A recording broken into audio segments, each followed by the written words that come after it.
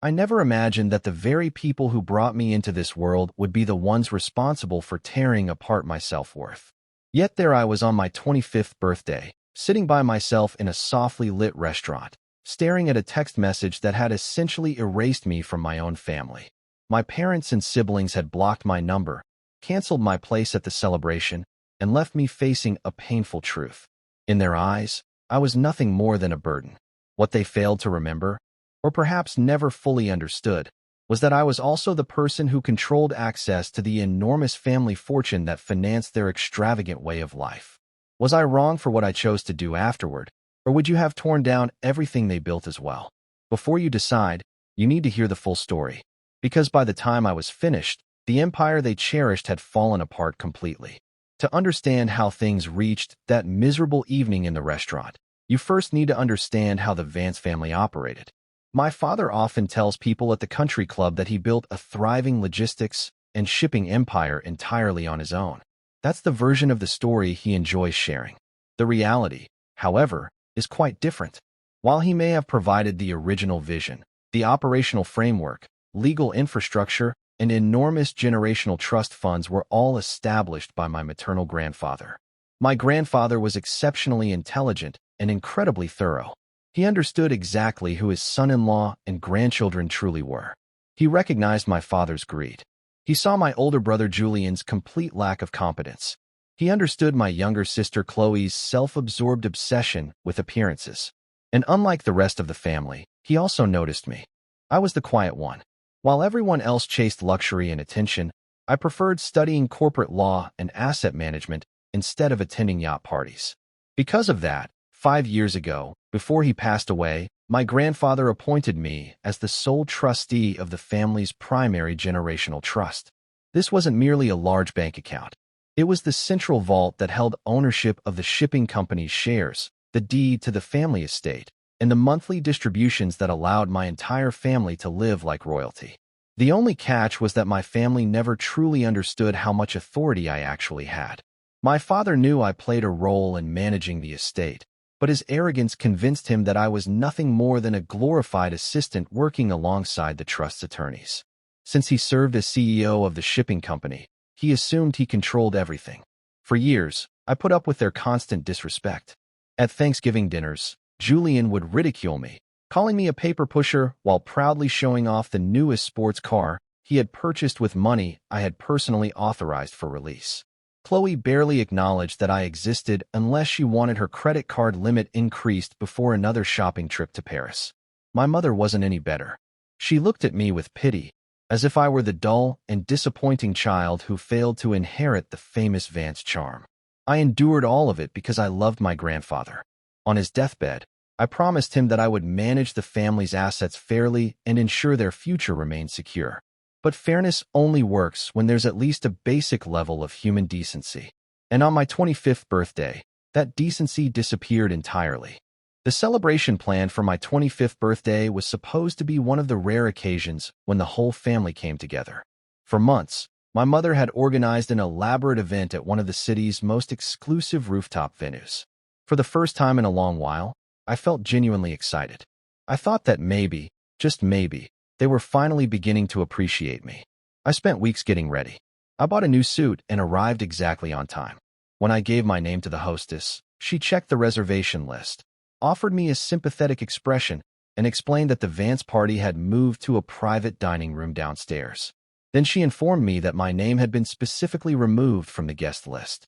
Confused, I pulled out my phone and noticed a new notification.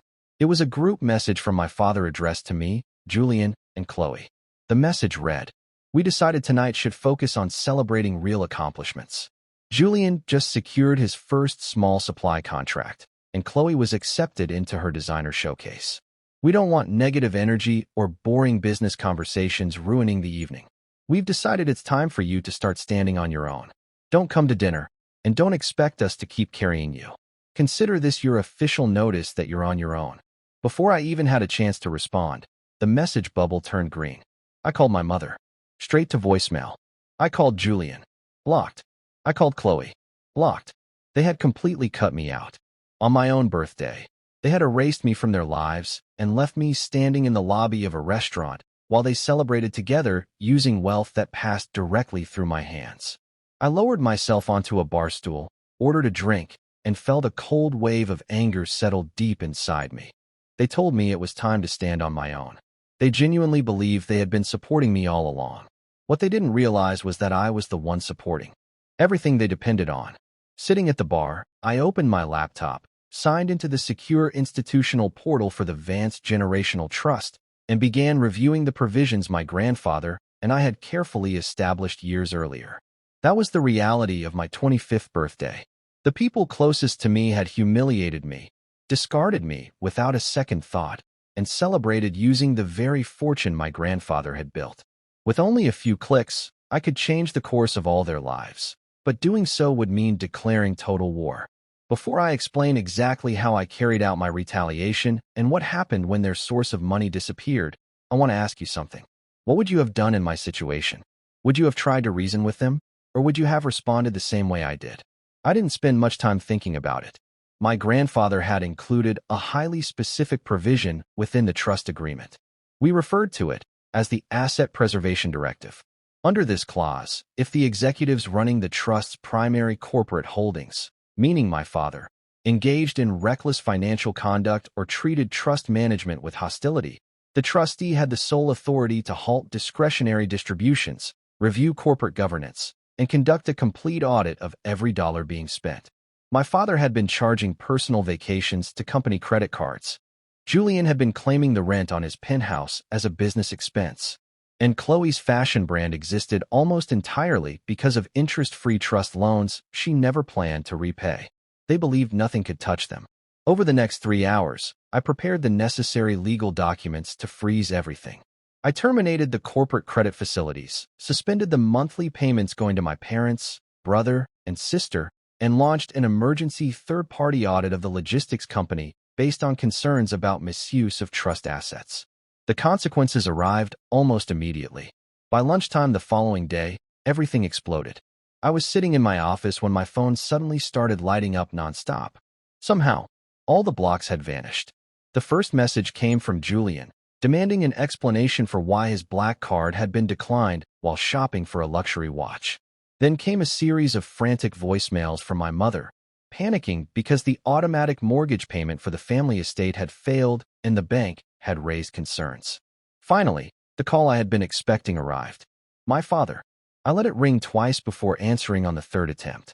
His voice thundered through the phone, filled with the panic of a man who had just realized the ground beneath him wasn't solid after all. He demanded to know what mistake I had made at the firm and ordered me to correct it immediately because his corporate accounts had been frozen. I remained calm and professional. I informed him there had been no mistake. I explained that, as the sole trustee of the Vance Generational Trust, I had initiated a complete forensic audit following a breach of fiduciary obligations and hostile non-cooperation from the beneficiaries. The silence that followed was overwhelming. He tried yelling. He tried threatening me. He attempted to fire me. He even declared that I was no longer part of the family. I simply reminded him of the conditions outlined in my grandfather's will. He couldn't fire me. He didn't own the company. The trust controlled 60% of the voting shares, and I controlled the trust. Over the next 3 weeks, everything in their lives began falling apart. Without the trust's monthly multi-million-dollar support, the shipping company's cash flow collapsed under the strain of my father's poor leadership. Julian's luxury sports car was repossessed directly from his driveway after his lease payments failed. Chloe was forced to publicly cancel her upcoming fashion showcase when the venue terminated its agreement due to unpaid bills. My parents suffered the ultimate embarrassment at the country club when their membership was suspended. Eventually, they attempted an intervention. They showed up at my apartment building, begging, pleading, and promising to throw the most extravagant birthday party I'd ever had if I would reconsider. But by then, the illusion was gone. I finally saw them for exactly who they were. People who only cared about the person providing for them when the benefit stopped. I refused to remove the freeze. Instead, I forced a complete restructuring of the company. My father lost his position as CEO and was replaced by a qualified independent board. Julian was dismissed from his comfortable executive role. Chloe was permanently cut off and forced to find legitimate employment to begin paying her debts. They wanted me to stand on my own feet. so I simply made sure they had to do the same. Looking back, I realized that separating myself from my family was never solely about revenge. It was about survival. It was about self-respect. For my entire life, they had taken me for granted. They viewed my quiet dedication as weakness and assumed their wealth protected them from consequences. They learned, in the harshest way possible, that the person working quietly behind the scenes is often the one who holds the real power. I lost a toxic family, but in return, I gained complete freedom. And I protected my grandfather's legacy from being destroyed by greed, entitlement, and vanity. If you believe I made the right decision and taught them a lesson they would never forget, make sure to hit the like button. Don't forget to subscribe so you never miss another unbelievable story like this one. And be sure to share your thoughts in the comments below. Do you think they deserve to lose access to the fortune? Or should I have offered them one final opportunity? Let me know what you think, and I'll see you in the next story.